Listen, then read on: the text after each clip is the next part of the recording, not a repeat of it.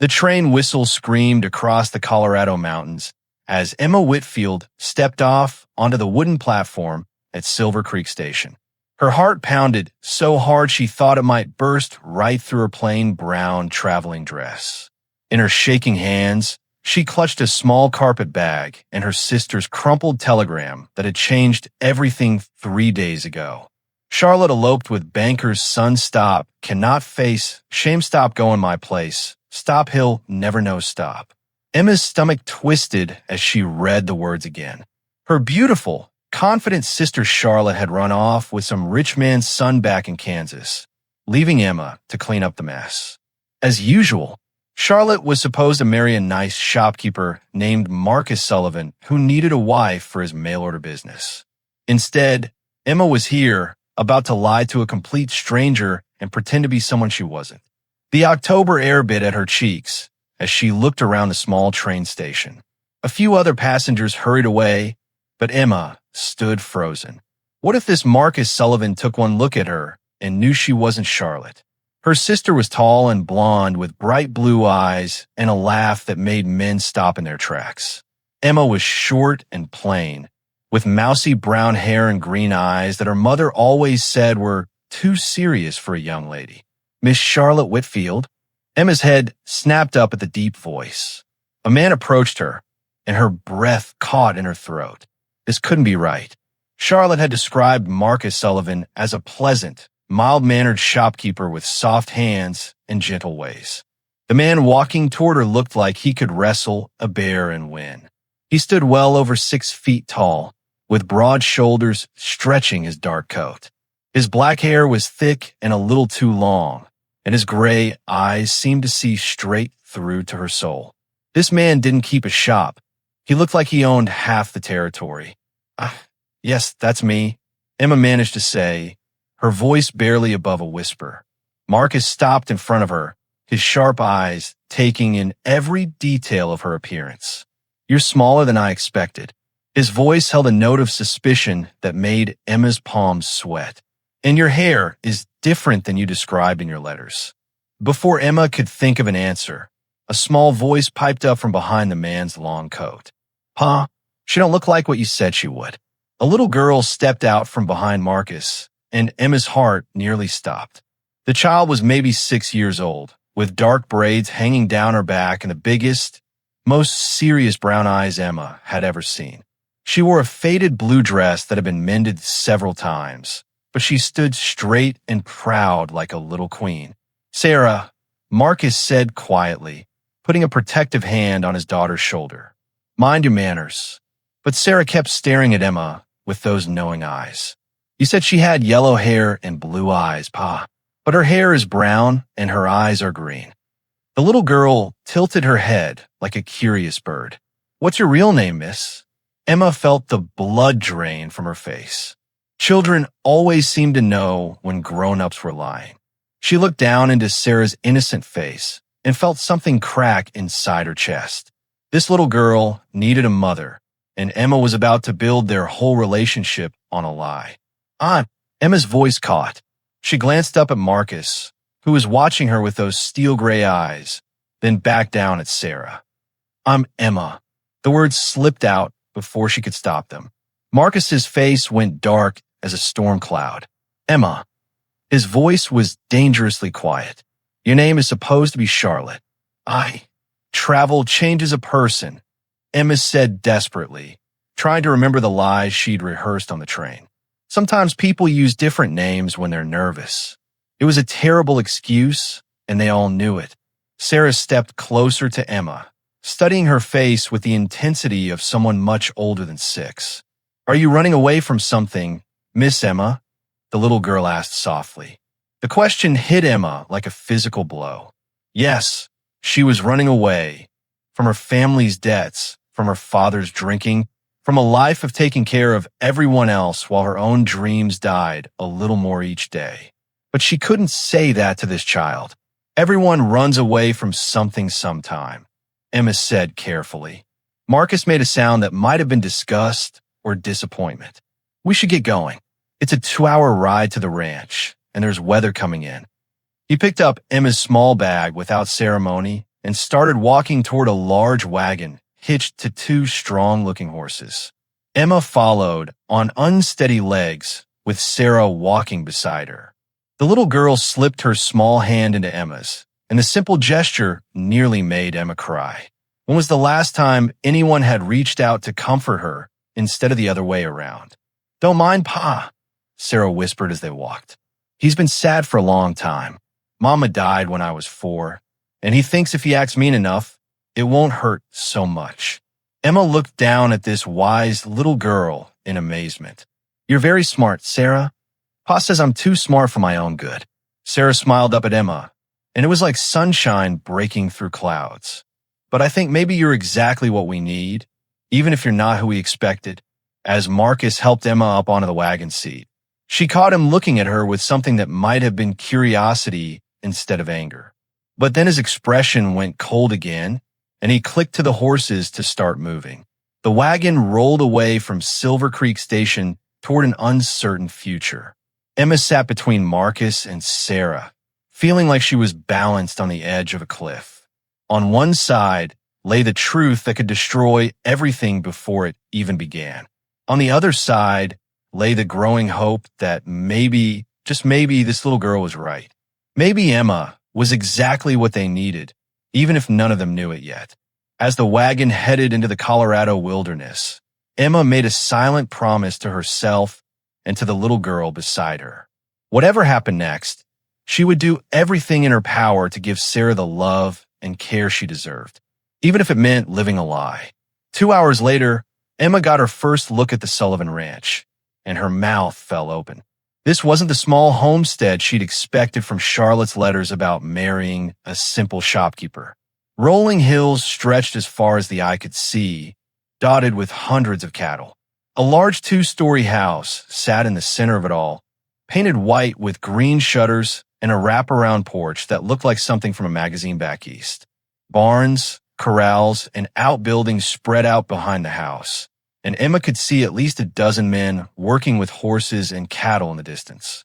This is all yours?" Emma asked, unable to hide her shock. Marcus's jaw tightened. "Does it matter? I thought you knew what you were getting into." His tone suggested he was testing her, waiting for her to slip up again. "It's just bigger than I imagined," Emma said quickly, which was certainly true. Sarah bounced on the wagon seat between them. "Wait till you see the inside, Miss Emma. Mrs. Garcia keeps it real nice, but Pa says it needs a woman's touch. That's why he sent for a wife." A plump Mexican woman with graying hair came out onto the porch, wiping her hands on her apron. She had kind eyes and a warm smile that made Emma feel welcome for the first time since stepping off the train. "Senor Marcus, you're back," the woman called. "And this must be the new Senora." She looked Emma up and down with the practiced eye of someone who'd been running a household for years. But you're a tiny thing. We'll need to fatten you up. Mrs. Garcia, this is Charlotte," Marcus said, stumbling slightly over the name. Emma climbed down from the wagon, her legs shaky after the long ride. Mrs. Garcia pulled her into a motherly hug that smelled like cinnamon and bread. "Welcome, Mija. I have been so excited to have another woman in this house. These 2 men, they try their best, but..." She shook her head with good-natured exasperation. "I'm not a man, Mrs. Garcia," Sarah protested. "No, Pequena, but you will be grown and married before we know it. Your papa needs a wife now." Mrs. Garcia winked at Emma. "Come, let me show you to your room. You must be tired from your long journey." Emma followed Mrs. Garcia into the house, with Sarah chattering beside her and Marcus trailing behind with a frown on his face. The inside was even more impressive than the outside. Polished wood floors gleamed under the afternoon sunlight, streaming through large windows. The furniture was well-made and comfortable looking, nothing like the rough pioneer cabin Emma had expected. This was Senora Catherine's room, Mrs. Garcia said, opening a door on the second floor. Marcus's first wife. She had very good taste, no? Emma stepped into the spacious bedroom and nearly gasped. A large 4-poster bed dominated the space, covered with a beautiful quilt in shades of blue and green. A matching dresser and wardrobe stood against the walls, and French doors opened onto a small balcony overlooking the ranch. It was the most beautiful room Emma had ever seen, and she felt like an imposter standing in it. "It's lovely," she managed to say. "Mama used to sit on that balcony and brush her hair every night," Sarah said softly. "Pop put her chair in the attic after she died, but maybe we could bring it back down for you." Emma's heart squeezed. This little girl was trying so hard to make her feel at home, not knowing that Emma was living a lie that could shatter all their lives. "I'll let you get settled," Marcus said from the doorway. His voice was carefully neutral, but Emma could feel the tension rolling off him. "We'll discuss the wedding arrangements at dinner." After he left, Mrs. Garcia helped Emma unpack her few belongings. The older woman chattered about the ranch, the hands, and the local town, but Emma could barely concentrate. She kept thinking about Charlotte's letters, trying to remember what her sister had told Marcus about herself. Had Charlotte mentioned her favorite foods, her childhood memories, her dreams for the future? "You seem nervous, Mija," Mrs. Garcia said gently. "It's natural to be scared. Marriage is a big step, especially to a man you've never met in person. Did you know Catherine?" Emma asked, desperate to change the subject. Mrs. Garcia's face softened. "See, she was a wonderful woman, so full of life and laughter. Marcus, he was a different man when she was alive. After she died in the influenza outbreak 2 years ago, he became hard, closed off. Sarah, she misses her mama terribly, but she's been so excited about getting a new one." The guilt hit Emma like a physical blow. This family had already suffered so much loss, and here she was adding deception to their pain. That evening at dinner, Emma sat at the large dining table feeling completely out of place. Marcus sat at the head of the table, his gray eyes watching her every move. Sarah chattered about her day, but Emma could barely follow the conversation. She kept waiting for Marcus to ask her something about Charlotte's past that she wouldn't be able to answer. So, Marcus said, cutting into his beef, "Remind me about your family back in Kansas. Your letters mentioned a sister." Emma's fork clattered to her plate. "Oh yes, Emma. She's younger than me. Not as pretty or clever." The lies tasted bitter in her mouth. "Will she come to the wedding?" Sarah asked excitedly. "No, she's needed at home," Emma said, which was true enough. Someone had to take care of their father and try to keep the family from falling apart completely. Marcus leaned back in his chair, still studying Emma with those penetrating eyes. "You seem different from your letters. More quiet, reserved. I'm just tired from the journey," Emma said quickly. "It's been a long day." Of course, but Marcus didn't look convinced. "We should talk about the wedding ceremony. I was thinking we could have it this Saturday. Keep it simple. Just us, Sarah, Mrs. Garcia, and a few of the hands." Emma nodded, her throat too tight to speak. Saturday was only 4 days away.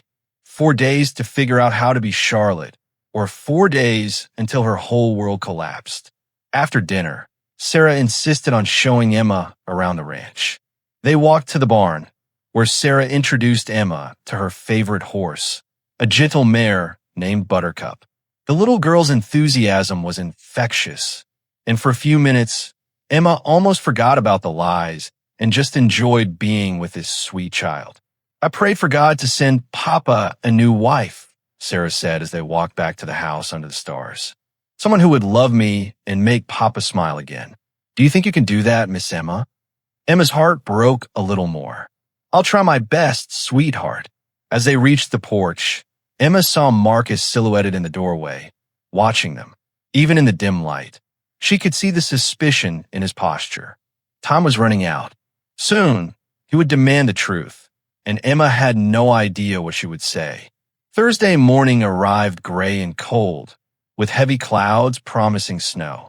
Emma had barely slept, tossing and turning in Catherine's beautiful bed while guilt ate at her insides. She'd caught Marcus watching her at breakfast with those sharp gray eyes, and she knew the moment of truth was coming. It came sooner than she expected. "Charlotte, Marcus's voice was hard as steel when he found her in the kitchen, helping Mrs. Garcia with the dishes. I need to speak with you. Alone. Mrs. Garcia looked between them with worried eyes. I'll take Sarah to feed the chickens, she said quickly, ushering the little girl outside. Emma's hands shook as she set down the dish towel. Marcus stood by the kitchen window, his broad shoulders rigid with tension. When he turned to face her, his expression was colder than the October wind.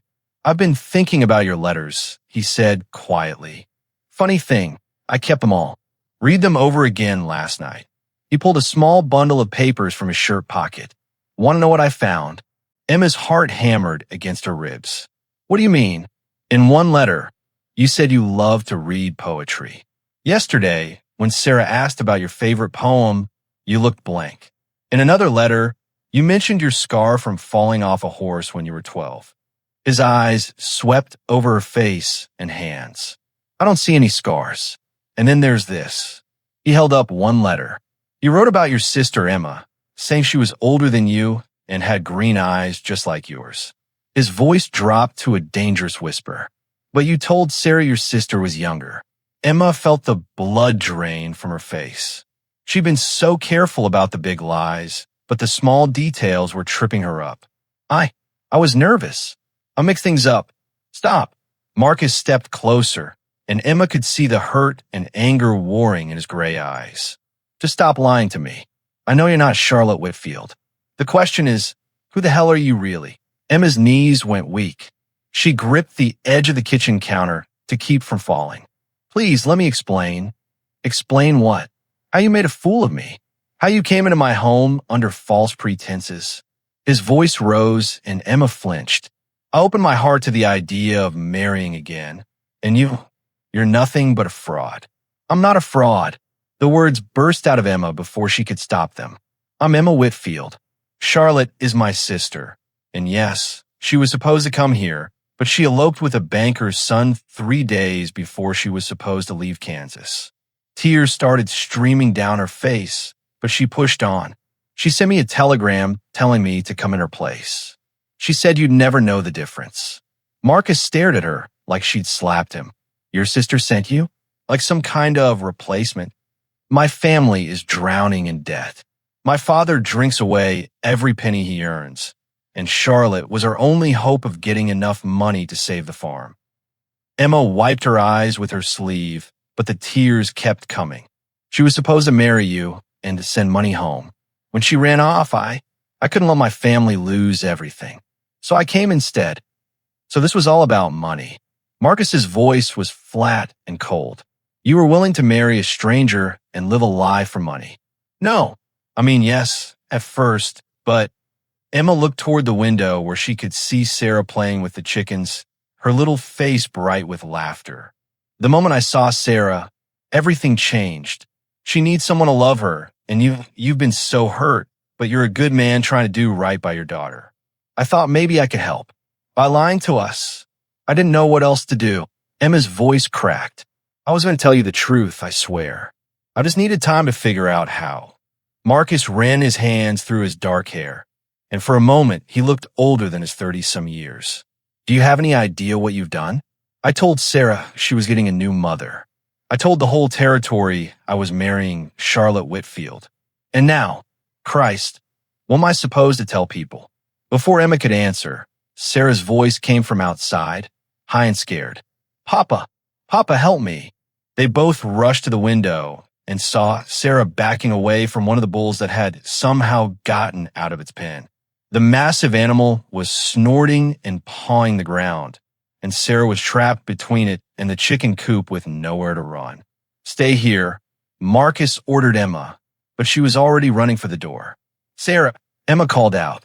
Don't move, sweetheart. Stay very still. Marcus grabbed a rope from the porch and started toward the bull, but Emma was faster. Without thinking about her own safety, she scooped up a bucket of chicken feed and hurled it at the bull's head, then waved her arms and shouted at the top of her lungs. Get away from her. Get back. The bull turned toward Emma, confused by the noise and the feed scattered around its feet. In that moment of distraction, Marcus got close enough to loop his rope around the animal's head, and start leading it back toward the pen. Emma rushed to Sarah and pulled the trembling little girl into her arms. "It's okay, baby. You're safe now," Emma whispered, holding Sarah tight while her own heart pounded. "I was so scared," Sarah sobbed against Emma's shoulder. "The bull was so big, and I couldn't run. But you were brave. You stayed calm just like I told you." Emma smoothed Sarah's hair and rocked her gently. Marcus finished securing the bull and came back to them, his face pale. "Sarah, are you hurt?" "No, Papa. Miss Emma saved me." Sarah looked up at Emma with adoring eyes. She wasn't scared at all. Marcus met Emma's eyes over his daughter's head, and something passed between them. Understanding, maybe, or respect. Emma had put herself in danger to protect his child without hesitation. But then his expression hardened again. "Sarah, go inside with Mrs. Garcia." "Miss, Emma, and I need to finish our conversation." As Sarah reluctantly went inside, Marcus turned back to Emma. "What you just did, putting yourself at risk for Sarah, that was brave. But it doesn't change anything. You still lied to us." "I know," Emma whispered. "And I'm sorry. I'm so sorry. Sorry doesn't fix this." Marcus's voice was tired now, defeated. "I can't marry you, not knowing what I know now. You'll need to take the next train back to Kansas." Emma nodded, her heart breaking into 1,000 pieces. "I understand. I'll pack my things." As she turned to go, she heard Sarah calling from the house. "Miss Emma, where are you going?" "Papa, why does Miss Emma look so sad?" Emma closed her eyes and kept walking. She'd try to help this family, and instead, she'd made everything worse. In less than an hour, she'd have to say goodbye to the little girl who'd stolen her heart and the man she was only just beginning to understand. The truth was supposed to set her free. Instead, it had cost her everything. Emma packed her few belongings with tears streaming down her face. Through the bedroom window, she could hear Sarah crying downstairs, asking Mrs. Garcia over and over why Miss Emma had to leave. Each sob felt like a knife twisting in Emma's heart. She was folding her last dress when small footsteps pounded up the stairs. Sarah burst into the room, her face red and streaked with tears. "You can't go," the little girl cried, throwing herself at Emma. "Papa says you have to take the train back to Kansas, but I don't want you to. You're supposed to be my new mama." Emma knelt down and pulled Sarah into her arms, breathing in the sweet scent of the child's hair. "Oh, sweetheart, I'm so sorry. I made some big mistakes and now I have to go home. But what about me?" Sarah's voice was muffled against Emma's shoulder. "I prayed so hard for God to send Papa a wife. I thought he sent you. Maybe God will send someone else. Someone better." The words tasted like ashes in Emma's mouth. "I don't want someone else. I want you." Sarah pulled back and looked at Emma with those wise brown eyes. "Papa's scared. That's why he's being mean. He was scared when Mama got sick too. He gets mean when he's scared of losing people." Before Emma could respond, Mrs. Garcia appeared in the doorway. "Mija, the wagon is ready. Senor Marcus, he is waiting downstairs." The older woman's eyes were red from crying too. The ride to the train station was the longest hour of Emma's life. She sat in the back of the wagon with Sarah clinging to her, while Marcus drove in stony silence. The little girl kept whispering promises to write letters and asking Emma to come back for Christmas. At the station, Marcus helped Emma down from the wagon, but wouldn't meet her eyes. "The train to Kansas leaves in 20 minutes, he said curtly. Sarah wrapped her arms around Emma's waist and wouldn't let go. "Please don't leave me," she sobbed. "I love you, Miss Emma. I love you too, baby girl. So very much." Emma kissed the top of Sarah's head, memorizing the moment. "You be good for your papa, okay? And remember that you're the bravest, smartest little girl in all of Colorado." Marcus finally had to pry his daughter away from Emma. As the train whistle blew, Emma climbed aboard with one last look at the two people who had become her whole world in just 4 days. Sarah was crying so hard she could barely breathe, and even Marcus looked shaken. Emma found a seat by the window and watched the Sullivan ranch disappear into the distance. She'd come to Colorado as a desperate woman with nothing to lose. She was leaving with her heart completely shattered, but the train only made it 10 miles before grinding to a halt. The conductor came through the cars explaining that heavy snow had blocked the tracks ahead. All passengers would need to return to Silver Creek and wait for the weather to clear. Emma's heart jumped in her throat. She couldn't face Marcus again. Not now, when the pain was still so fresh. But she had no choice.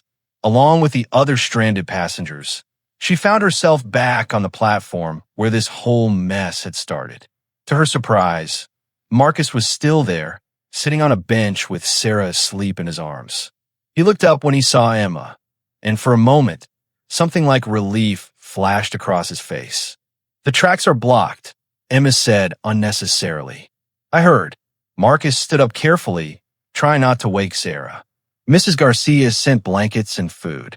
Thought you might need them." They stood there awkwardly, not knowing what to say. Sarah stirred in her father's arms and opened her eyes. When she saw Emma, she scrambled down and ran to her. "You came back," Sarah said, as if Emma had chosen to return. "Just until the train can get through, sweetheart." But that night, as they waited in the small station house with the other passengers, Sarah began to cough.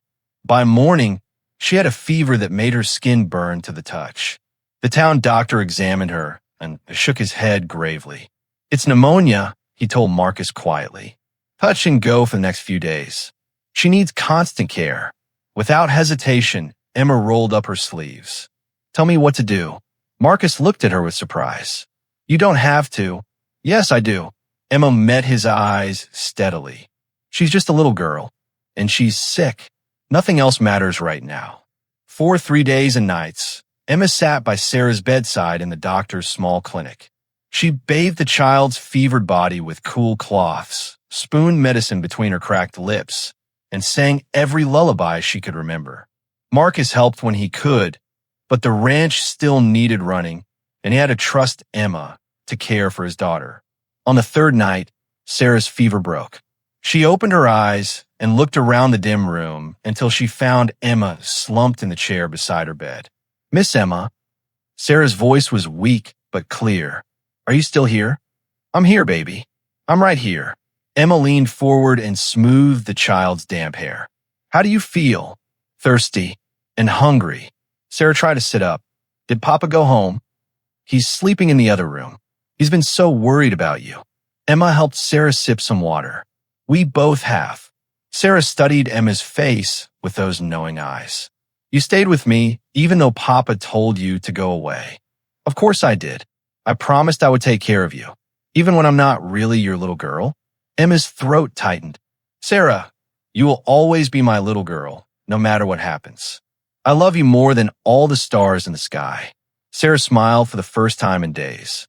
"I love you too, Miss Emma, more than all the stars and all the mountains and all the horses in Colorado." The next morning, when Marcus came to check on Sarah, he found them curled up together on the narrow clinic bed. Sarah was finally sleeping peacefully, and Emma's arm was wrapped protectively around the little girl. Something in Marcus's chest cracked open as he watched them together. Mrs. Garcia had been right.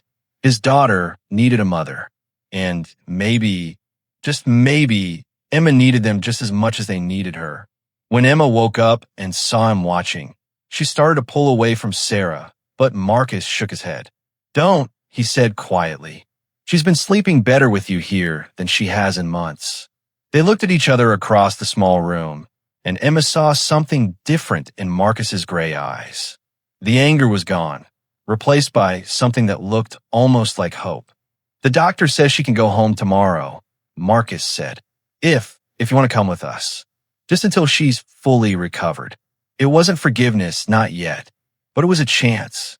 Emma nodded, not trusting her voice to speak.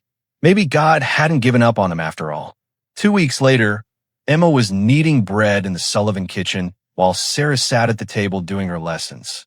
The little girl had recovered completely from her pneumonia, but Marcus hadn't said anything about Emma leaving. They'd fallen into an easy routine, Emma taking care of the house and Sarah while Marcus ran the ranch. It felt like they were playing house, pretending to be a real family. Miss Emma, Sarah said, looking up from her arithmetic, Thanksgiving is next week. Mrs. Garcia says we always have a big dinner with all the ranch hands. Will you help me make pies? Of course, sweetheart.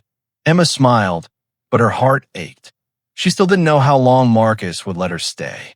They were polite to each other, but the easy warmth from those first few days was gone. That evening after supper, Marcus surprised her. Walk with me, he said quietly. I want to show you something. They strolled toward the corral, where several horses grazed in the fading light.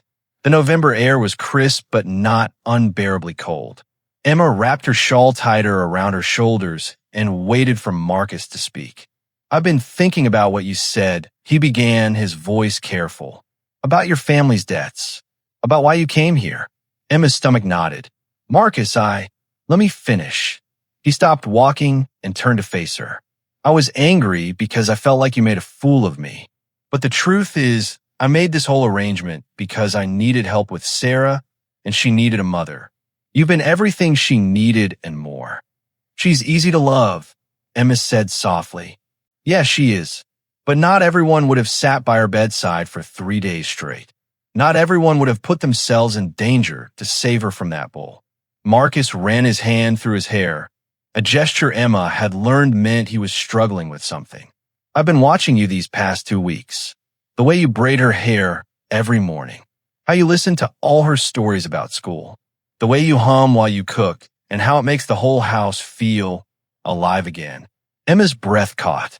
Marcus, I want you to stay, he said in a rush. Not as Charlotte, as Emma, as yourself. What do you mean? I mean, I want to court you properly. Get to know the real you. And if things work out between us, I'd like to marry you. For real this time. Emma stared at him, hardly daring to believe what she was hearing. You want to court me? After everything I did? Emma, you're not the same person who got off that train 3 weeks ago. And neither am I. Marcus stepped closer, close enough that she could see the sincerity in his gray eyes. You brought laughter back to this house. You gave my daughter someone to love who loves her back completely. And you made me remember what it feels like to want something more than just getting through each day. I don't know what to say, Emma whispered. Say yes. Say you'll let me court you properly. Say you'll give us a real chance. Emma looked back toward the house, where warm light spilled from the windows. She could see Sarah's silhouette at the kitchen table, probably drawing one of her endless pictures of horses. This place had become home in a way nowhere else ever had. Yes, she said simply. Marcus's face broke into the first real smile she'd seen from him. Good. That's real good. They walked back to the house in comfortable silence, but everything felt different now. Hope sparkled in the air between them like frost and moonlight. The next few weeks passed like a beautiful dream. Marcus began joining Emma and Sarah for afternoon walks around the ranch. He taught Emma to ride Buttercup, the gentle mare, laughing when she nearly fell off trying to mount. In the evenings after Sarah went to bed, he and Emma would sit by the fire talking about their lives, their dreams, their fears. Emma learned that Marcus had been a different man when Catherine was alive, more open, more trusting. Her death had closed him off, made him suspicious of everyone's motives. But slowly, carefully, Emma was helping him remember how to trust again. Thanksgiving arrived with the first real snowfall of the season. The house filled with the warm smells of roasting turkey, sweet potatoes, and Sarah's carefully made apple pies. All the ranch hands joined them for dinner, and for the first time since arriving in Colorado, Emma felt like she truly belonged somewhere. After the others had gone back to the bunkhouse, Emma tucked Sarah into bed while Marcus cleaned up downstairs. Miss Emma, Sarah said sleepily, are you going to marry Papa for real now? Emma's cheeks warmed. Would you like that? More than anything. I asked God to send Papa a wife who would love me, and he sent you. Even if you came here by accident, I think God planned it all along. Emma kissed Sarah's forehead. I think maybe you're right, sweetheart. When Emma came downstairs, she found Marcus waiting by the fire with 2 cups of hot cider. He handed her one, and they sat together on the sofa, closer than they'd ever sat before. Emma, Marcus said quietly, I need to tell you something. Her heart skipped. What is it? I'm falling in love with you. Not with who I thought you were, but with who you really are. With your gentle heart and your fierce courage. With the way you sing off-key while you cook, and how you always save the biggest piece of pie for Sarah. He sat down beside her and took her hands in his. I love how you've made this house a home again. Emma felt tears prick her eyes. I love you too, she whispered. I think I started falling for you that first day when you were so protective of Sarah. And when I saw how much you were hurting, I wanted to help heal that hurt. Marcus cupped her face gently in his hands. You have healed it. You and Sarah together, you've given me back my life. When he kissed her, it was soft and sweet and full of promise. Emma melted into his arms, finally allowing herself to believe that this beautiful, impossible dream might actually be real. Outside, the snow continued to fall, blanketing the ranch in pristine white. Inside, by the warmth of the fire, two wounded hearts found their way home to each other at last. Christmas came early to the Sullivan Ranch that year, wrapped in love and tied with the ribbon of second chances. Spring arrived at Sullivan Ranch like a whispered promise kept. The snow melted from the mountain peaks, revealing patches of green that would soon carpet the valley floor. Emma stood at the kitchen window, watching Marcus and Sarah repair the winter-damaged fence posts, their laughter carrying on the crisp morning air. A letter had arrived 3 days ago, Charlotte's familiar handwriting on cream-colored paper. Emma had stared at it for an hour before finding the courage to break the seal. Dearest Emma, it began, I pray this letter finds you well and forgiven. My husband tells me I was a coward to leave you to face the consequences of my choice. He's right. I was selfish and afraid, and I'm sorry beyond words. Please tell Mr. Sullivan that I release him from any obligation to me. I pray you found happiness in Colorado. Your loving sister, Charlotte, Mrs. Theodore Whitman. Emma had shown the letter to Marcus that evening by the fireplace. He'd read it twice, then folded it carefully and handed it back. Does this change anything for you? He'd asked quietly. Everything, Emma had whispered, and nothing at all. He'd understood. The deception that brought them together no longer mattered. What mattered was what they'd built from the ashes of that lie. Now, 2 months later, Emma's heart hammered as she smoothed the ivory silk dress Mrs. Garcia had helped her alter. Today was their wedding day. Not the arranged marriage Marcus had planned with Charlotte, but a union born of truth, tested by hardship and blessed by love. Emma, Sarah burst through the door, her arms full of wildflowers. Look what we picked. Mrs. Garcia says we have just enough time to put them in your hair. Emma knelt to Sarah's level, drinking in the child's excitement. At 7 now, Sarah had grown inches over the winter, her confidence blooming like the spring flowers she carried. They're beautiful, sweetheart. Did you pick them yourself? Pa helped, but I chose the colors. Blue for your eyes, yellow for sunshine, and white because Mrs. Garcia says brides always wear white. Sarah's face suddenly grew serious. Emma, can I tell you something? Of course, darling. Sarah climbed onto Emma's lap, careful not to wrinkle the dress.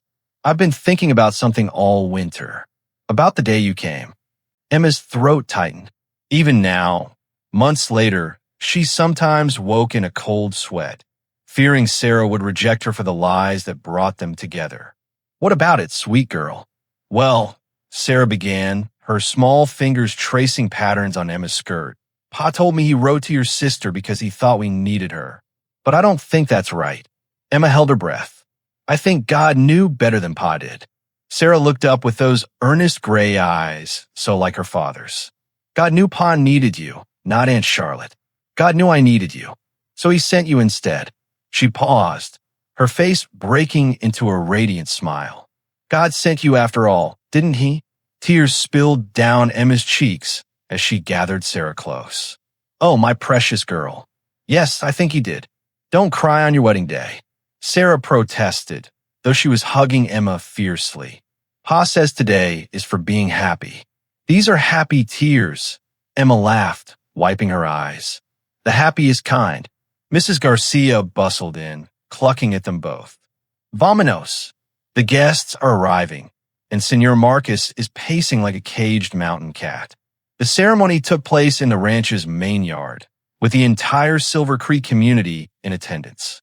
Emma walked between the rows of chairs, her hand tucked in the arm of Dr. Henderson, who'd volunteered to give her away. The sun painted everything golden, the faces of their friends, the mountains in the distance, and most of all, Marcus standing at the makeshift altar. He wore a black suit that emphasized his broad shoulders, his dark hair neatly combed, but already showing signs of nervous fingers running through it. When he saw her approaching, his expression shifted from anxious anticipation to something deeper, wonder, gratitude, and a love so fierce it took her breath away. Sarah walked ahead of them, scattering rose petals with solemn concentration. She'd insisted on being the flower girl, declaring that she needed to do this right for her new mama.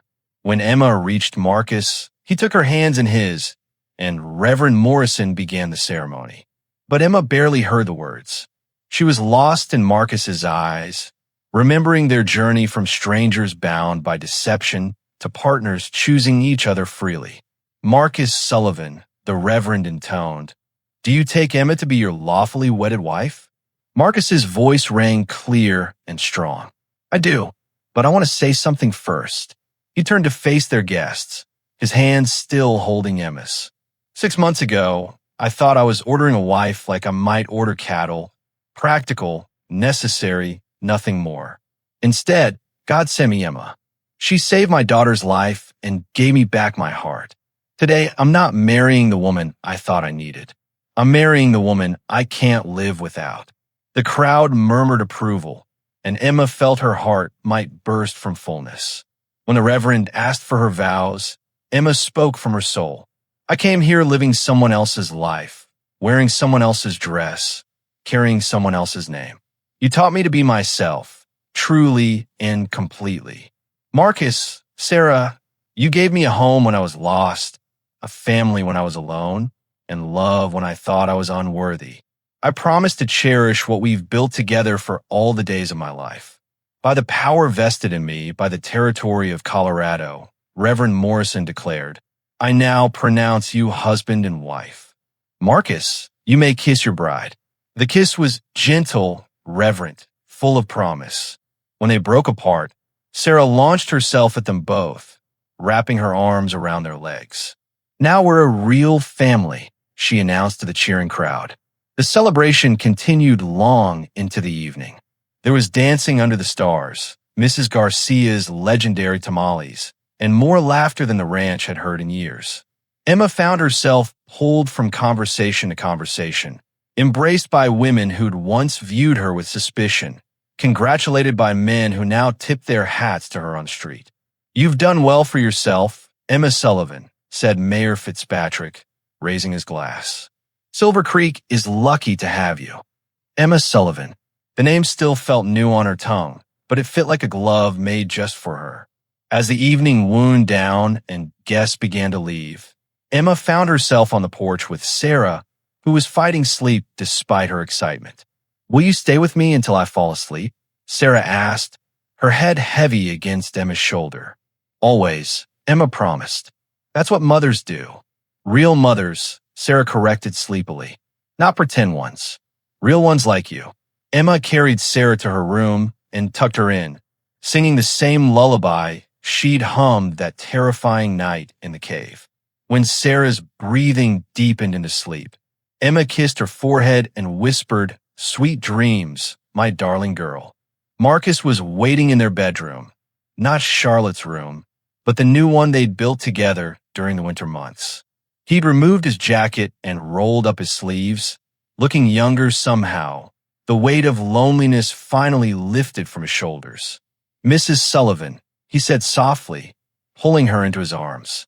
"Mr. Sullivan," she replied, going willingly. "Any regrets?" he asked, his forehead touching hers. Emma thought of Charlotte, probably dancing at some society ball in San Francisco. She thought of the train ticket that had brought her west on a lie and led her to a truth more beautiful than any fiction.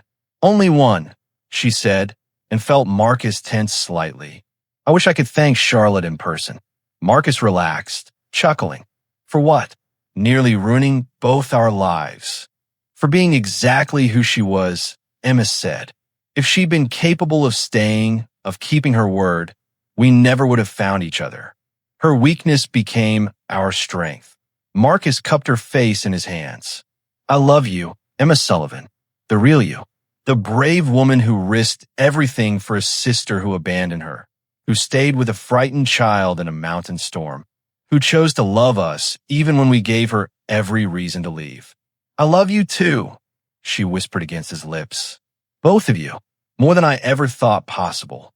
1 year later, Emma sat on the porch in the same rocking chair, her hand resting on her rounded belly. Sarah knelt beside her, pressing her ear to the slight swell. Is she moving today? Sarah asked. She's being very active. Emma laughed as the baby kicked. I think someone's excited to meet their big sister. Marcus joined them, settling on the porch steps with a satisfied sigh. The ranch was thriving. Cattle healthy, crops planted, hands happy. More importantly, his family was thriving too. Sarah's been practicing her letters, he said, pulling a piece of paper from his pocket. Show Emma what you wrote. Sarah unfolded the paper proudly. In careful, childish script, she'd written, Dear baby brother or sister, my name is Sarah Sullivan and I am your big sister. Mama Emma and Papa Marcus are waiting for you. I will teach you about horses and how to catch fireflies. Love, Sarah. P.S. Please hurry up. Emma's laughter mixed with happy tears. That's beautiful, sweetheart. Do you really think the baby can hear it? Sarah asked. I think the baby can feel how much love is waiting, Emma said, stroking Sarah's hair. As the sun set behind the mountains, painting the sky in shades of rose and gold, Emma felt the deep contentment of a life lived truthfully. The deception that brought her here seemed like another lifetime, a story that happened to someone else. What are you thinking about? Marcus asked, noticing her quiet smile. Emma looked at her husband, her daughter, the ranch that had become home, the child growing beneath her heart. She thought of the woman she'd been 6 months ago, desperate, displaced, living on borrowed dreams. I was just thinking, she said softly, that sometimes God answers prayers we didn't even know we'd made. Sarah looked up from where she was arranging her collection of smooth river stones. What do you mean, Mama? I mean, Emma said, pulling both her husband and daughter close, that sometimes the best gift come wrapped in the most unlikely packages. As if in agreement, the baby kicked again, and Sarah giggled with delight. See, she announced to the darkening sky, God really did send you after all.